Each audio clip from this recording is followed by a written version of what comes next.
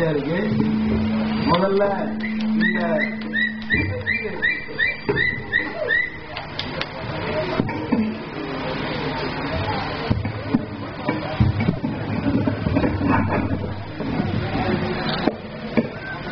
Hello முதல்ல இந்த விழாவை சிறப்பா நடத்தின ஊருக்காரங்களுக்கு என்னுடைய நன்றி.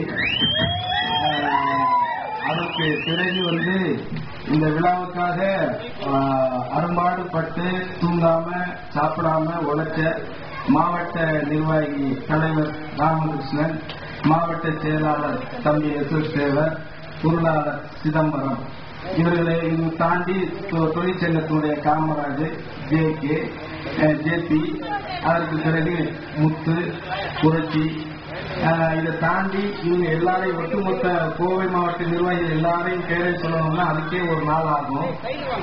அவங்க எல்லாரையும் செவ்வளவே அவங்க எல்லாரையும் வழி நடத்தக்கூடிய என்னுடைய தம்பி திருமணிக்கு இந்த மாலையை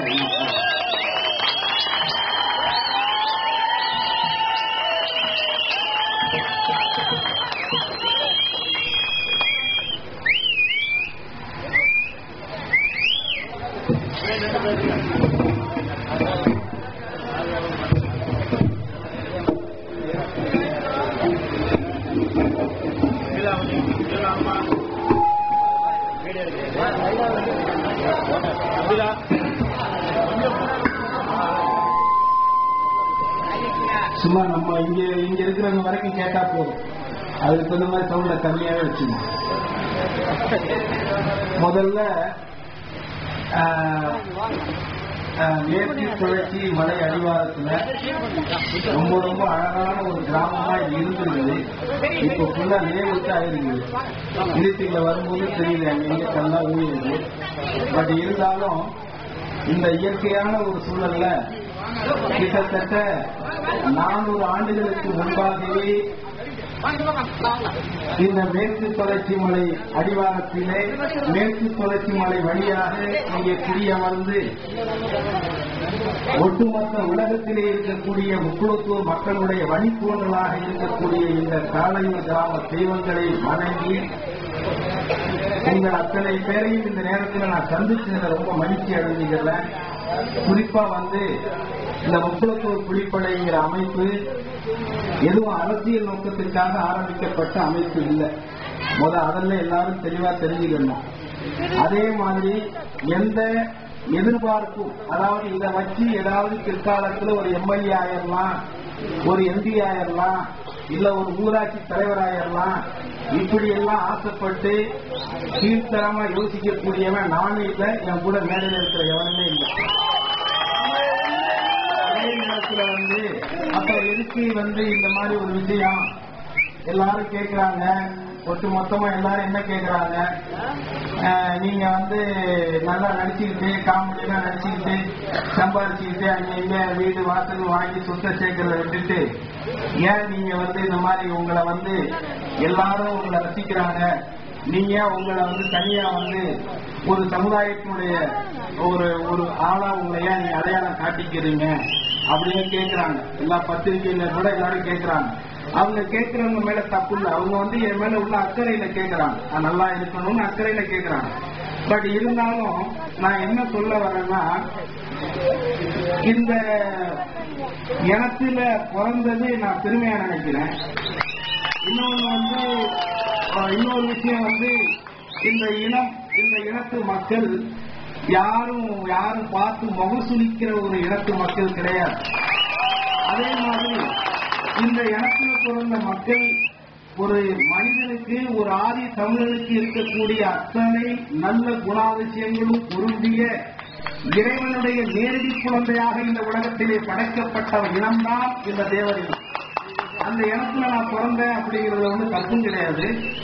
அதே நேரத்தில் என்னை நான் அடையாளம் காட்டிக்குங்கிற நோக்கத்தில் நம்ம அதை செய்யவும் இல்லை. பின்ன எதுக்காக நீங்க இந்த சமுதாயத்தை கையில எடுத்தீங்க அப்படிங்கிற கேள்வி கேட்கிறாங்க. நான் சமுதாயத்தை கையிலே எடுக்கவில்லை, என் தெய்வ திருமகன் முத்துராமலிங்க தேவரையும் கையிலே எடுத்திருக்கிறேன். அதாவது ஒரு ரொம்ப வருஷத்துக்கு முன்னாடி 2007 10வது மாசம் அக்டோபர் மாசம் அந்த நேரத்தில் நான் சினிமா துறையில விநியோக உரிமை செஞ்சு கிட்டத்தட்ட ஒரு 3-4 கோடி ரூபாய்க்கு மேல இழப்பாகி என்னுடைய வீடு வாசல் கார் வரைக்கும் எல்லாத்தையும் வித்துட்டு மறுபடியும் எப்படி வாழ போறோம் அப்படிங்கிற ஒரு சிந்தனை எனக்கு கிடையாது. ஏனென்று சொன்னால் என்னிடத்திலே நான் எந்த சூழலிலும் எப்பேற்பட்ட இடத்திலும் எப்படி வேண்டுமானாலும் வாழ்வதற்கான கலையை கட்டோம். என்னை விட்டீங்கன்னா இதே காலையிலிருந்து இங்க இருந்துட்டு ஏதோ ஒரு வேலையை செஞ்சு நான் பாட்டு படுத்திட்டு இருக்கேன். ஆனா எங்க இருந்தாலும் எந்த இடத்தில் இருந்தாலும் நான் உண்மையாக இருப்பேன், உறுதியாக இருப்பேன், இறுதி வரை இந்த இனத்திற்காக இருப்பேன் என்பது மட்டும் நான் அப்ப இது மாதிரிலாம் சொல்லும் பொழுது அப்ப நான் இது மாதிரி ஐயாவோட போஸ்டர் அடிச்சு ஒட்டணும், சென்னையில ஒட்டணும் அப்படின்னு நான் முடிவு பண்ணி 2007 நான் ஒரு போஸ்டர் அடிச்சு சென்னையில ஒட்டுறதுக்கு முன்னாடி என்னுடைய மனைவிக்கு எனக்கும் பெரிய ஆர்குமெண்ட். சரி, இப்ப என்னென்ன இந்த சமுதாயத்தில் உள்ள மற்றவங்க எல்லாம் என்ன பார்த்து கேட்கிறாங்களோ இதே கேள்வி இருக்க அவங்களும் கேட்டாங்க. ஏன்னு சொன்னால் என்னுடைய மனைவி இன்னொரு மதத்தை சார்ந்தவங்க, அவங்க ஒரு கிறிஸ்துவ மதத்தை சார்ந்தவங்க. அவங்க இது மாதிரி சரியான எல்லா பொண்டாட்டிங்களுக்குமே குடும்பத்தினுடைய அந்த இது இருக்குல்ல, நாளைக்கு எப்படி வாழ போறோம் பண்ண போறோங்கிற கவலை இருக்குல்ல.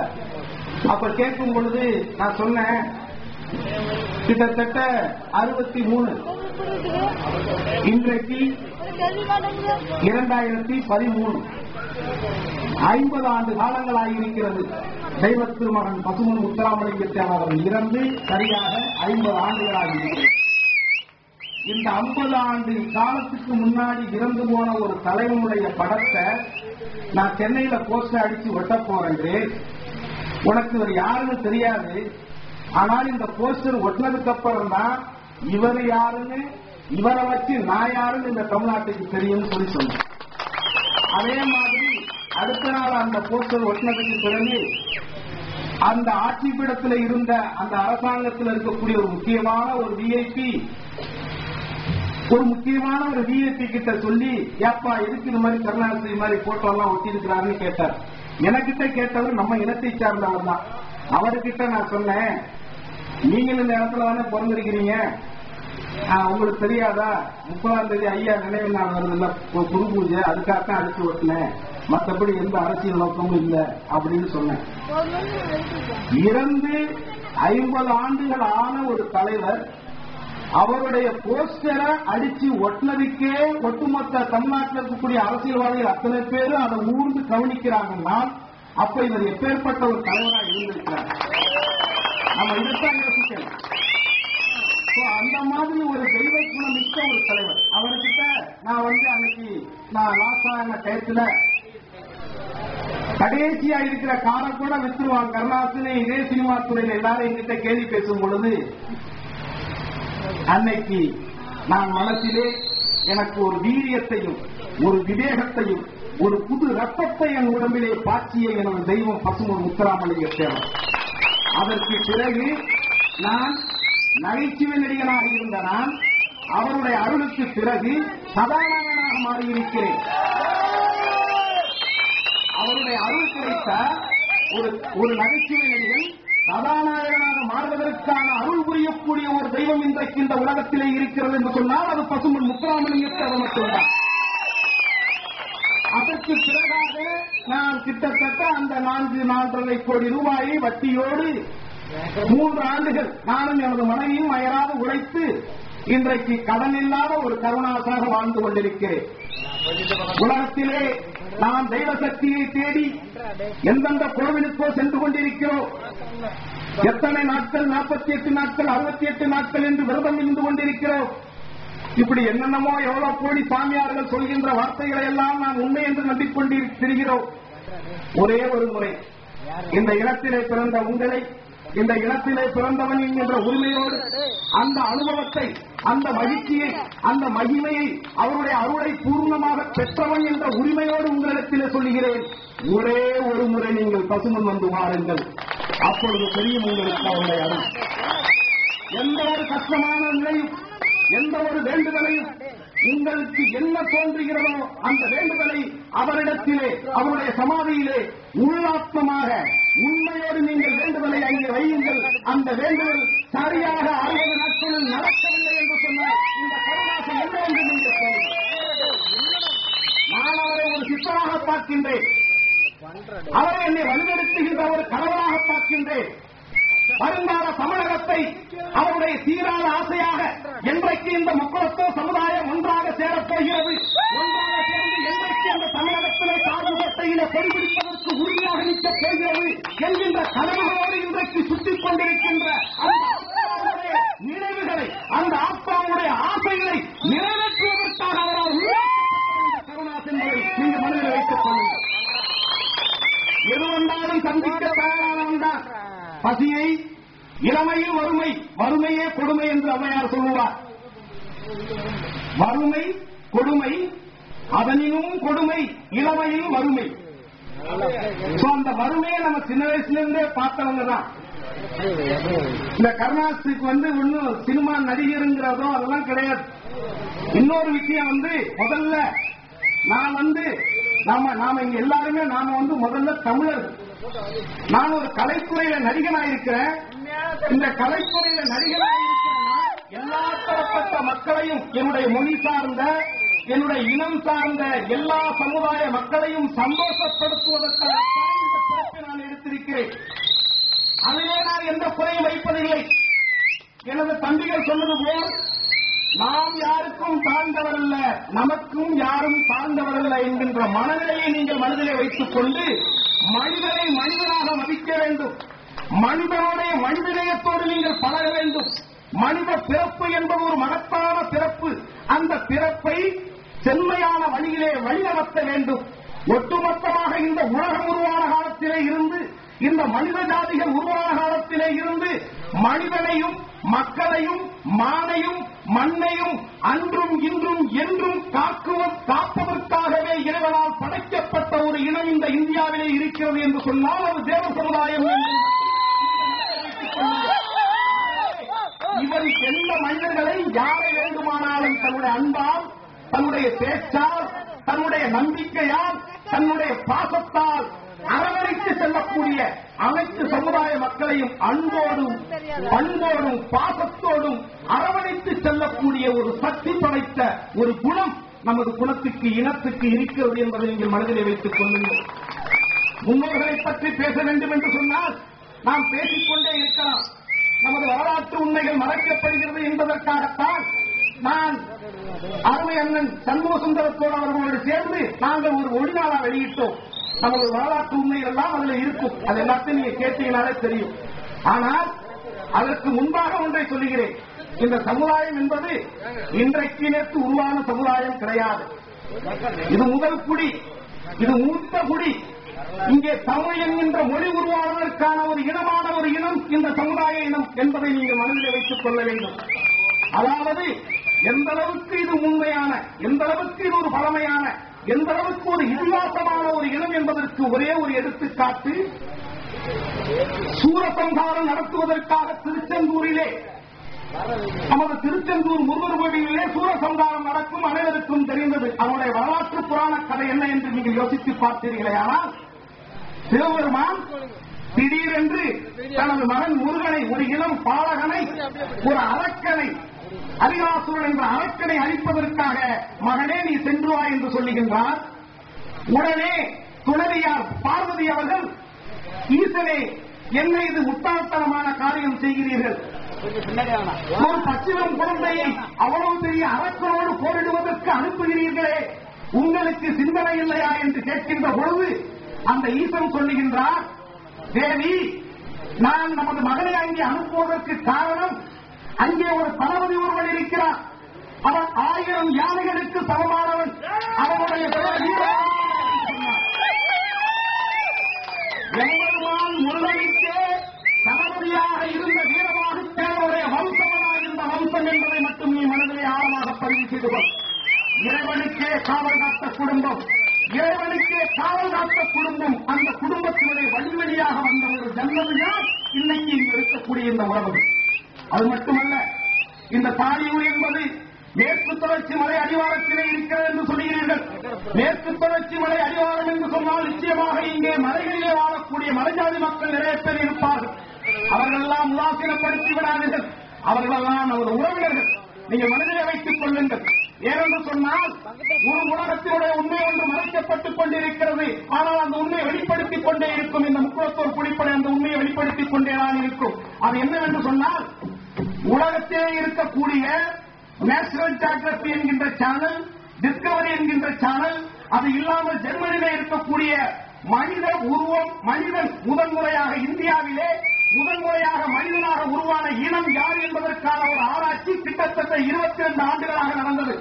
அதிலே உலக வரைபடத்திலே ஒவ்வொரு நாட்டிலே இருக்கக்கூடிய மலைவாழ் மக்களைத்தான் தேர்ந்தெடுத்து அந்த ஆய்வு நடத்தினார்கள். அந்த ஆய்விலே இந்தியாவிலே முதல் இந்தியன் யார், அந்த இந்தியன் எந்த இடத்திலே, எந்த குலத்திலே, எந்த குழுவாக வாழ்ந்தவன் என்கின்ற ஆராய்ச்சியுடைய முடிவாக அந்த குழு ஒவ்வொரு மாநிலமாக சென்று ஆராய்ச்சி நடத்தியது.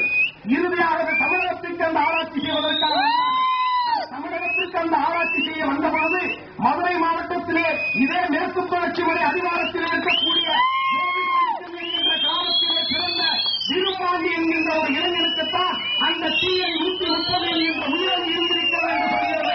அந்த ஆய்வு சொல்லுகின்ற இறுதி ஒட்டுமொத்த இந்தியாவினுடைய முதல் குடிமக்கள், முதல் மனிதன் உருவானவன் யார் என்று சொன்னால் அந்த TN 130 என்கின்ற உயிரில் இருக்கக்கூடிய விரும்பாண்டியுடைய பாரம்பரியம் தான் என்று சொல்கிறது. அப்படி என்று சொன்னால் இந்த இந்தியாவுடைய முதல் குடிமகன் யார்? நீதான், நான் தான். ஆகவே நமக்கு இல்லாத உரிமை என்ன இருக்கிறது மற்றவர்களுக்கு என்பதை நீங்கள் மனதில் வைத்துக் கொள்ள வேண்டும். உறவினர்களே, நான் மிக மிக மிக மிக பெரிய ஒரு தொலைநோக்கு பார்வையோடு இதற்குள்ளே வந்திருக்கிறேன். நான் காசு பணத்திற்கு பெரிதாக ஆசைப்படுகிறவன் கிடையாது. ஏனென்று சொன்னால், நான் ஆரம்பத்திலே உங்களிடத்திலே சொன்னது போல் நான் மிகவும் இளமையிலேயே வறுமையினுடைய கொடுமையை அனுபவித்தவன். இன்றைக்கு நான் நன்றாக இருக்கிறேன், சந்தோஷமாக இருக்கிறேன். அழகான மனைவி, அழகான குழந்தைகள், அழகான நண்பர்கள், அழகான உங்களை போன்ற உறவினர்கள், அதை தாண்டி என்னை தாங்குகின்ற என்னுடைய சகோதரிகள், இப்படி நான் மிகவும் சந்தோஷமாக இருக்கிறேன். ஒரே ஒரு முறையாக நாம் பிறக்கப் போகிறோம், மீண்டும் நாம் இறக்கப் போகிறோம். அந்த பிறப்புக்கும் இறப்புக்கும் இடையிலே நீ என்ன செய்துவிட்டு சென்றாயோ அது மட்டும் தான் உன்னை பின்தொடர்ந்து வரும்.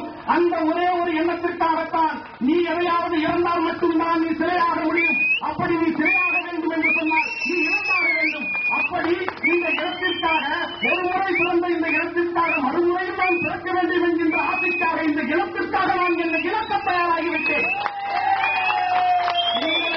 நான் அரசியல் செய்ய வேண்டும் என்கின்ற ஆசை எனக்கு கிடையாது. உறவினர்களே, நீங்கள் எல்லாம் படிப்பவர்கள், உங்களுக்கு அனைத்து செய்திகளும் தெரியும். இன்றைக்கு அனைத்து தந்தி பேப்பரிலே, தினத்தந்திகளிலே, தினசரி பேப்பரிலே, தினந்தோறும் உங்கள் வீட்டிலே அத்தனை செய்திகள் உங்கள் காதுகளுக்கு உலக செய்தி அத்தனை வந்து கொண்டிருக்கிறது என்பது உங்களுக்கு தெரியும்.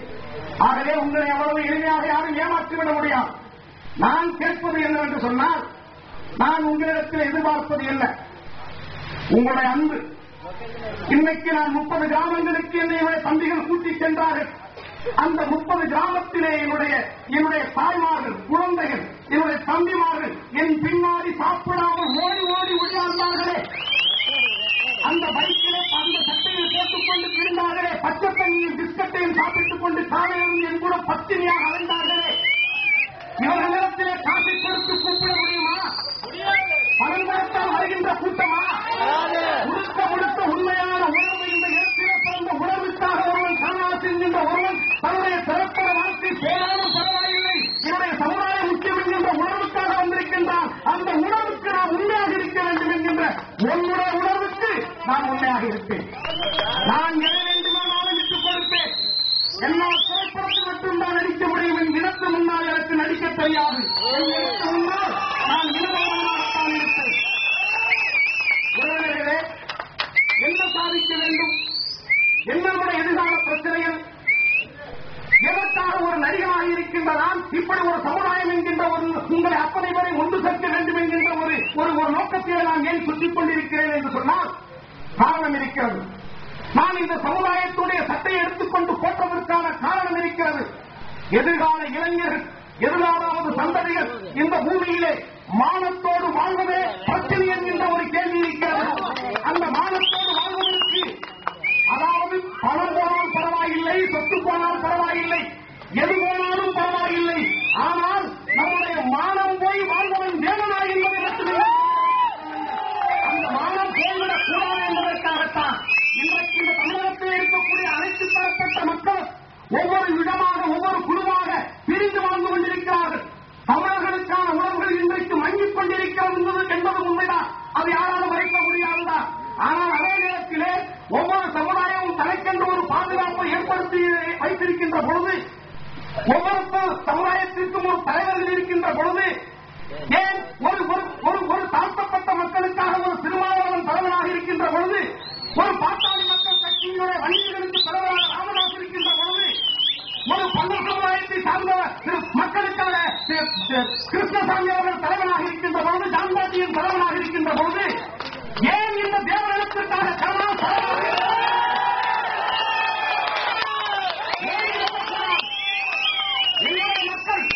என்னுடைய மக்கள் இந்த நாடு எனக்கு முக்கியமா, இந்தியனாக பிறந்திருக்கிறேன், எனக்கு இந்த தேசம் எனக்கு முக்கியம். உலக வரவழைப்பை காட்டி இந்த உலக வரவழைப்பை உங்களுக்கு எந்த நாளை பிடிக்கும் என்று என்னை கேட்டால், நான் பிறந்த எனது வீரத்தமிழன் வீரத்தினுடைய சிங்கம் முத்துராமலிங்கத்தேவர் பிறந்த அந்த முத்துராமலிங்கத்தேவரை தன்னுடைய தலைவராக ஏற்றுக்கொண்ட சுபாஷ் சந்திரபோஸ் வாழ்ந்த பிறந்த போராடி மறைந்த அந்த இந்தியாவிலே பிறக்க வேண்டும் என்று நான் ஆசைப்படுவேன்.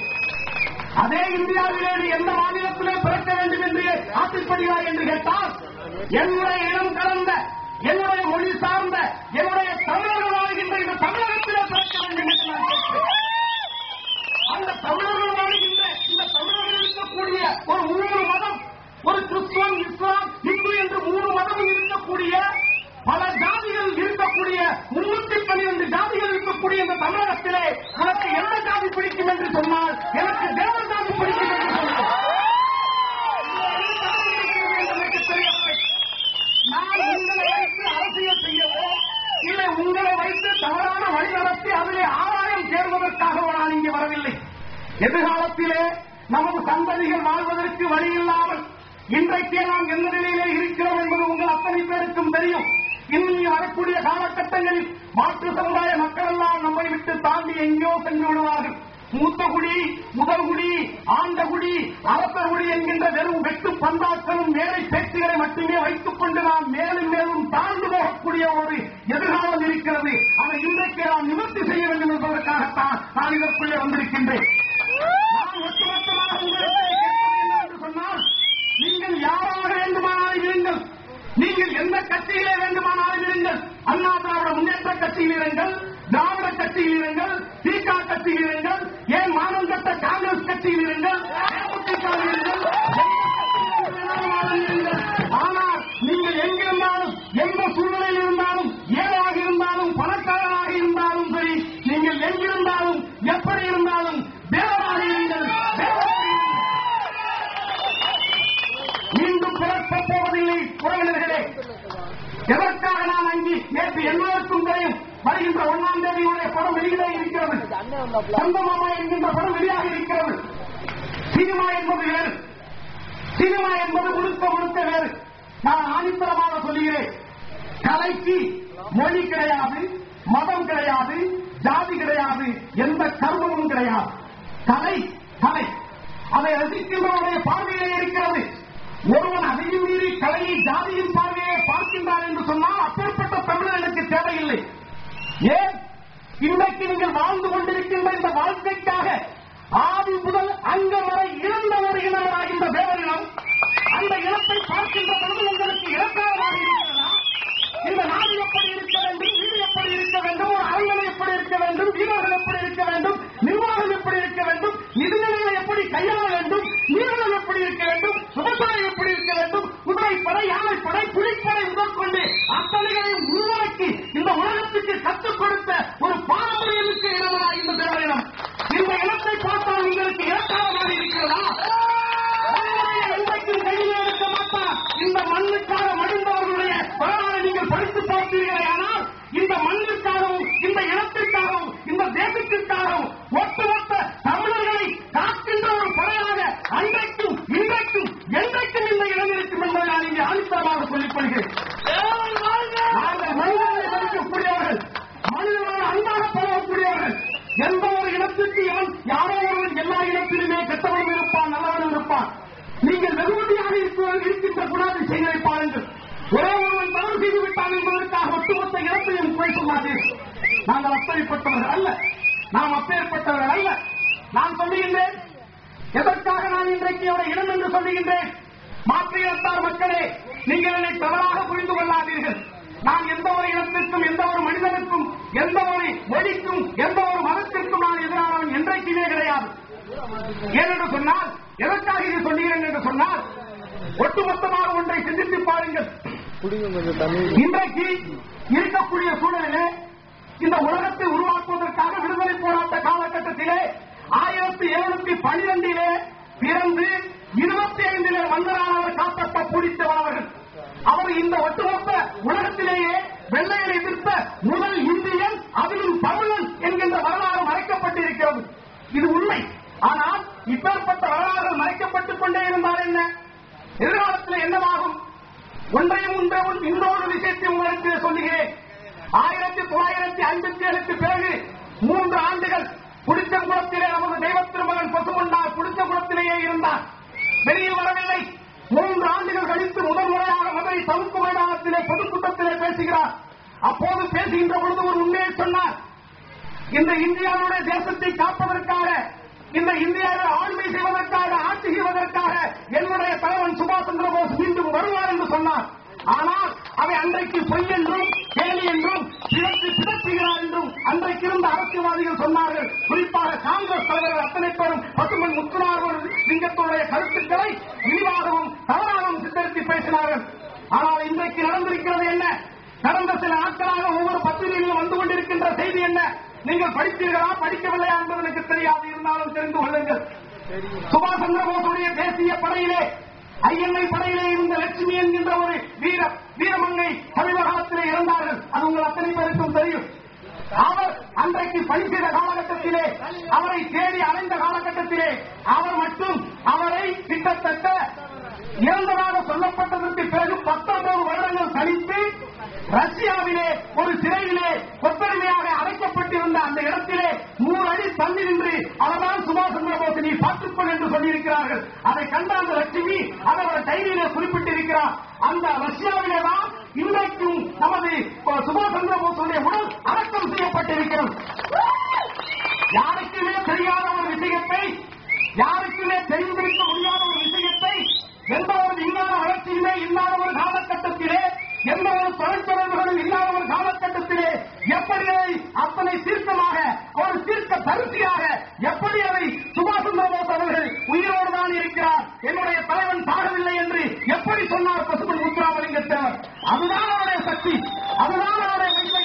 மன்னனாருடைய விழாவிலே, வருடந்தோறும் மன்னனாருடைய விழாவிலே சென்று பேசுகின்ற நமது பசுமன்னார், அந்த வல்லநாள் விழாவிலே பேசுகின்ற அந்த பசுமன்னார் பேசும்பொழுது ஓமத்தூரார் தமிழகத்துடைய முதல்வராக இருந்த காலகட்டத்திலே அந்த பசுமன்னார் அந்த வல்லநாள் விழாவுக்கு சென்ற பொழுது அவர் ஓமத்தூரார் அழைத்து, ஐயா தேவரையா, அந்த இவர் வல்லநாளுடைய பாடல்களை சில அவருடைய உறவினர்கள் வைத்துக் கொண்டு தரமாட்டேன் என்று சொல்கிறார்கள். அது உலக சொத்து, தமிழருடைய சொத்து, அந்த சொத்தை எப்படியாவது மீட்டுத்தார்கள் என்று கேட்ட பொழுது அந்த மேடையிலே அன்றைக்கு சொற்பொழி நடத்தப்பட்டிருந்த எம்பெருமான் தெய்வ திருமகன் பசுமன் முத்துராமலிங்கத்தேவர் அவர்கள், ஐயா இந்த உறவினர் வல்லநாளுடைய உறவினர் வீட்டிலே அவர் எழுதி வைத்த பாடல்கள் எல்லாம் இருக்கிறதா, அந்த பாடல்களை தயவு செய்து கொண்டாந்து கொடுத்து விடுங்கள்.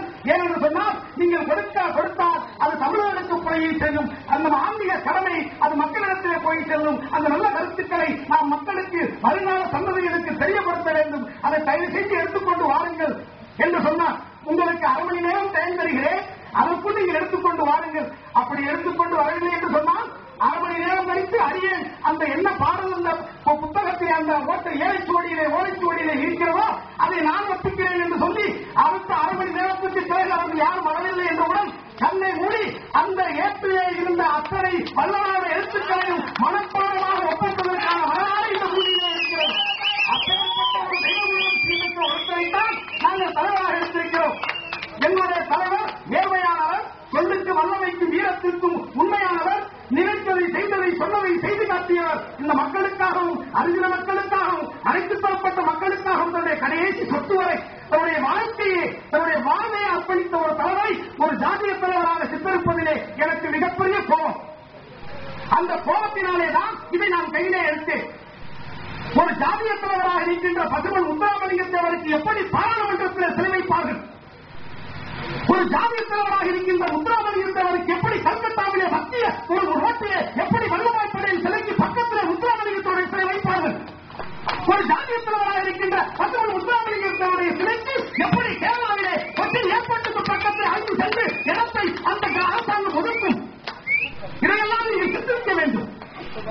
அப்போ நான் என்ன கேட்கிறேன் என்று சொன்னால், இந்த உலகத்திலே ஒரு மனிதன் நேர்மையாகவும் உண்மையாகவும் இந்த மக்களுக்காகவும் இந்த மொழி சார்ந்த இனத்திற்காகவும் போராடுகின்றவன் ஒரு போராளி. அவன் மீது பொய்யான கருத்துக்களை திணித்து அவனை ஒரு ஜாதி ரீதியான ஒரு பார்வையிலே தரந்தாழ்த்தி அவனை மானம் கெட்டவனாக மன்னிப்பு போறவனாக உறுத்திருக்கின்ற ஒரு வேலைகளை இந்த அரசியல் கட்சிகள் செய்து கொண்டிருக்கிறோம். அதைத்தான் நீங்கள் உத்தரவாக புரிந்து கொள்ள வேண்டும்.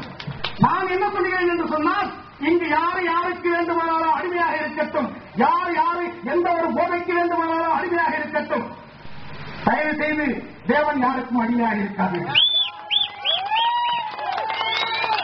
நமக்குத்தான் யாரையும் அடிமையாக இருக்க வேண்டும் என்ற ஒரு வைராக்கியத்தை யாராக இருந்தாலும் நமக்குத்தான் அடிமையாக இருக்க வேண்டும். அது படிப்பாக இருந்தாலும் சரி, விளையாட்டாக இருந்தாலும் சரி, ஒரு வியாபாரமாக இருந்தாலும் சரி, ஒரு விவசாயமாக இருந்தாலும் சரி, ஒரு விலங்குகளை வேட்டையாடுவதாக இருந்தாலும் சரி, எந்த ஒரு துறையாக இருந்தாலும் அந்த துறையிலே உனக்கு கீழால் மற்றவர்கள் அடிமையாக இருக்க வேண்டும் என்கின்ற வலுவான எண்ணத்தை மனதிலே வைத்துக் கொள்ளுங்கள். நமது இளைஞர் சமுதாயமே, நீ முன்னேறி விடுவாய், முன்னுக்கு வந்து விடுவாய். என்னுடைய ஒரே ஆசையும் கனவுகளை என்னவென்று சொன்னால், அன்றைக்கு எப்படி இருந்தது நமது இனத்து மக்களுடைய வலிமை பலம், பாய்ந்து வருகின்ற புடியை வீழ்ச்சி என்ற வெள்ளைக்காரனுக்கு கையிலே வெறும் கையிலே பிடித்து துருக்கி அழித்த வேண்டாம் துடித்தவன் மருந்து சகோதரர்கள். எந்த ஒரு பாதுகாப்பு காரணம் இல்லாமல், எந்த ஒரு ஆயுதமணி கையிலே இல்லாமல், ஒரு நாய்க்குட்டியை போல் பாய்ந்து வருகின்ற 16 அடி புலியை கையிலே பிடித்து தூக்கி அழித்த ஒரு பாரம்பரியம் மிக்க ஒரு வலிமைமிக்க ஒரு கூட்டம் இன்றைக்கு எப்படி இருக்கிறது? புலிக்கு அடிமையாக தெரிகிறது. எந்த நிலையில் இருக்கிறது என்பதை நீ மனதில் வைத்துக் கொள்ளுங்கள். நீ ஒருவன் செய்கின்ற உன்னுடைய சுயமான உன்னுடைய சந்தோஷத்திற்காக நீ ஒன்றை மட்டும் இழக்கவில்லை, என்னுடைய இனத்தையும் சேர்ந்து அளிக்கின்றாய். அந்த கோலத்தில் அந்த உரிமையை கேட்கின்றேன். நீ மட்டும் சந்தோஷமாக இருக்கின்றாய், ஆனால் உன்னுடைய குழந்தை சந்தோஷமாக இல்லை, உனது மனைவி சந்தோஷமாக இல்லை, உனது உறவினர்கள் சந்தோஷமாக இல்லை. அவர்கள் மற்றவர்களிடத்திலே தலை குடித்து நிற்கின்றார்கள். இப்படி உன்னை சுற்றி இருக்கிற அத்தனை பேர்களும் தலை குடித்தாலும் பரவாயில்லை, அழிந்தாலும் பரவாயில்லை. உன்னுடைய சந்ததிகள், உன்னுடைய எதிர்கால சந்ததிகள் உன்னோட பெயரை சொல்லக்கூட உன்னுடைய பெயரை பதிவு கொள்வதற்காக நீ பெற்றெடுத்த அந்த செல்வங்கள் எதிர்காலத்திலே கல்வி இல்லாமல் அனாதையாக திரிந்தாலும் பரவாயில்லை. ஆனால் உனக்கு போதை மட்டும் வேண்டும் என்று ஒரு மனதிலே நீ வைத்துக் கொண்டால் எப்படி இருக்கும்? அதற்காகத்தான் சொல்கிறேன், பழக்கம் என்பது வேறு, அடிமை என்பது வேறு. குடியை பற்றி பேசுகிறாயே, நீ என்ன குடிக்காதவனா என்று என்னை திரும்பி கேட்கலாம். குடித்தவனால் தான் நான் சொல்லுகின்றேன். குடித்தால் என்ன நடக்கும் என்பதை தெரிந்து நான் சொல்லுகின்றேன். நான் 23 வருடமாக குடிப்பழக்கம் உள்ளவன் தான். எதுவோ குறைந்து விட்டேன். என்னுடைய வாழ்க்கையில் முன்னேறவில்லையா? நான் சாதிக்கவில்லையா? அது பழக்கம். என்றைக்காவது சந்தோஷமாக உறவினர்களோடு ஒரு விருந்து, ஒரு கிராவெட்டு, இப்படி ஏதாவது நல்ல காரியங்கள் நடந்தால் அன்றைக்கு மாமான் மச்சான் இந்த உறவுகளோடு சேர்ந்து ஒரு விஷயத்தை செய்வது என்பது வேறு. ஆனால் அடுத்த வருடம் கிராவெட்டுவதற்காக இன்றையிலிருந்தே குடித்துக் கொண்டிருப்பதை எப்படி சொல்ல முடியும்? அதை எப்படி எடுத்துக்கொள்ள வேண்டும்? அந்த மனநிலையிலே தான் இன்றைக்கு நமது இளைஞர்கள் இருக்கிறார்கள். இளைஞர்களே, உங்களிடத்தில் நான் கேட்டுக் கொள்வது, சுவர் இருந்தால்தான் சித்திரம் வரைய முடியும் என்று சொல்லுவார்கள். நீங்கள் மற்றவர்களைப் போல அல்ல. நீங்களும் நானும் உளுந்து, இந்த உலகத்திலேயே ஒரே ஒரு தாவரம் தான், அந்த உளுந்து என்கின்ற தாவரம் தான் தான் வளர்ந்து அந்த பயிராக இருக்கக்கூடிய தன்னுடைய சக்தி எல்லாம் மண்ணுக்கு கொடுக்கக்கூடிய ஒரு தன்மை உள்ளது. அந்த உளுந்து மட்டும்தான் தன்னுடைய வீரியம் சக்தி எல்லாத்தையும் மண்ணுக்கு கொடுக்கக்கூடிய சக்தி உள்ளது. அதனால்தான் விவசாயிகளுக்கு தெரியும், ஊடுபயிர் என்று உளுந்தை இடையிலே போடுவார்கள். அது எதற்காக என்று சொன்னால் மண்ணை பலப்படுத்துவதற்காக. அதுபோல் நீங்கள் நன்றாக இருந்தால்தான் நான் தான் உரப்போட வேண்டியிருக்கிறது. எதிர்கால தமிழகத்தை நாம் தான் வழிநடத்த வேண்டியிருக்கிறது. எதிர்கால தமிழர்களை நமது இனம் மட்டுமல்ல, ஒட்டுமொத்த இனத்தையும் இந்த முற்போர் என்பது கல்லர் மரவர் அகமுடையார் மட்டுமல்ல, இந்து முஸ்லீம் கிறிஸ்தவர்கள் என்று எடுத்துக் கொள்வோம். நாம் தான் கடமை உள்ளவர்கள், நமக்குத்தான் பொறுப்பு அதிகமாக இருக்கிறது. நாம் தான் சுயம் இல்லாதவர்கள், பொதுநலத்திற்காக எதையும் சந்திக்கக்கூடியவர்கள், செய்யக்கூடியவர்கள், துணிவு உள்ளவர்கள். ஆகவே எதிர்கால சந்ததிகளாகிய உங்களிடத்திலே கேட்டுக் கொள்வது, எப்பேற்பட்டாவது குழந்தைகளை படிக்க வைத்து விடுங்கள். நமக்கு சண்டை சச்சரவு வேண்டாம். எந்த ஒரு இனத்துக்கூடவும் சண்டை போடுவதற்காக நீ பிறக்கவில்லை. உன்னிடத்திலே 1000 பிரச்சனைகள் இருக்கிறது. உன்னுடைய வீட்டிலே பூனை படுத்து இருக்கிறது. உன்னுடைய வீட்டை நீ சுத்தப்படுத்து, உள்ளே நீ சுத்தப்படுத்து. உன் மனதில் இருக்கக்கூடிய அழுக்கான எண்ணங்களை தூக்கி எறி. எல்லோரும் வாழ வேண்டும், நாமும் வாழ வேண்டும் என்று நீ நினை. வாழ வேண்டும் என்று நினைக்காது. அழிக்காது, அது உன்னை மட்டும் அழிக்காது, உன் வம்சத்தையும் சேர்ந்து அழித்துவிடும். ஆகவே நாம் தேவர்கள், இறைவனுடைய நேரடி குழந்தைகள். எதிர்காலத்திலே மிகப்பெரிய சவாலான விஷயங்கள் நிறைய காத்திருக்கிறது. அந்த காரியங்களை எல்லாம் செய்து முடிப்பதற்காக எம்பெருமான் முருகனுடைய அருளாலும் தெய்வத்திருமகன் பசுமன் முத்துராமலிங்கத்தேவனுடைய ஆசையாலும் இந்த கருணா செய்கின்ற ஒரு தனிநபர் இன்னைக்கு ஒரு சமுதாயமாக மாறி இந்த முக்குளத்தோரை ஒருங்கிணைத்து எதிர்காலத்திலே இந்த இளைஞர்களை ஒரு கல்வியிலே உயர்ந்தவர்களாக, பொருளாதாரத்திலே உயர்ந்தவர்களாக, மிகப்பெரிய சிறந்த மனிதர்களாக, ஒரு செல்வந்தர்களாக ஒருங்கிணைத்து எதிர்காலத்திலே நான் இன்றைக்கு சொல்லுகின்ற விஷயங்களை எல்லாம் நாளைக்கு நாம் சொன்னாலே நடக்கக்கூடிய ஒரு காலத்தை உருவாக்க வேண்டும் என்று சொன்னால் அது தனிமரம் தோப்பாக முடியாது. தனி மனிதனால் எதையும் செய்துவிட முடியாது. நான் தனி மனிதன் தான். ஆனால் உண்மையில் ஒருவனாக இருக்க ஆசைப்படுகிறேன். என்னை தனியாகவோ தலைவனாகவோ நீ பார்க்காதே. நான் நீதான் நான். என்னை தொண்டனாக பார், என்னை தலைவனாக பார்க்காதே. நான் தொண்டனாக்கு தொண்டனாக இருப்பேன். தேவைப்பட்டால் தலைவனாக மாறிக்கொள்வேன் என் இனத்தை காப்பதற்காக. ஆகவே மனதிலே எதுவும் கிடையாது. இங்கு இருக்கக்கூடிய எனது நண்பர்கள் எல்லாம், எனது தந்தைகள் எல்லாம் சுத்தமானவர்கள், பரிசுத்தமானவர்கள். இந்த விழாவை எடுப்பதற்காக எத்தனை நாட்கள் எனது அருமை தம்பி சுப்பிரமணியாக இருக்கட்டும், எஸ்எஸ்ஆராக இருக்கட்டும், ராமச்சந்திரனாக இருக்கட்டும், காமராஜராக இருக்கட்டும், ஜெயக்குமாராக இருக்கட்டும், மூர்த்தியாக இருக்கட்டும், எனது வீரகுமாராக இருக்கட்டும், இருக்கக்கூடிய அத்தனை பேர்களிலே அயரான உழைப்பியுடைய நோக்கம் இன்றைக்கு இந்த கூட்டத்தை கூட்டியிருக்கிறார்கள். என்னை பொறுத்தவரை இந்த கூட்டம் நாளைக்கு இரண்டாக உருவாகும். அந்த இரண்டாக கூட்டம் நாளைக்கு மூன்றாக உருவாகும். சிறுதுளி பெருவெள்ளம் என்று சொல்லுவார்கள். 2007 இதை நான் ஆரம்பிக்க பொழுது எனக்கு 4 பேர் தான் வந்தார்கள். இந்த இடத்திற்காக நான் வருகிறேன் என்று சொல்லி என்னை நம்பி வந்தவர்கள் 4 பேர். ஆனால் இன்றைக்கு தமிழகத்திலே அடிப்படை உறுப்பினர் காலாவதி நிலத்தில் இருக்கிறவர்கள் 7 லட்சம் பேர் என்பதை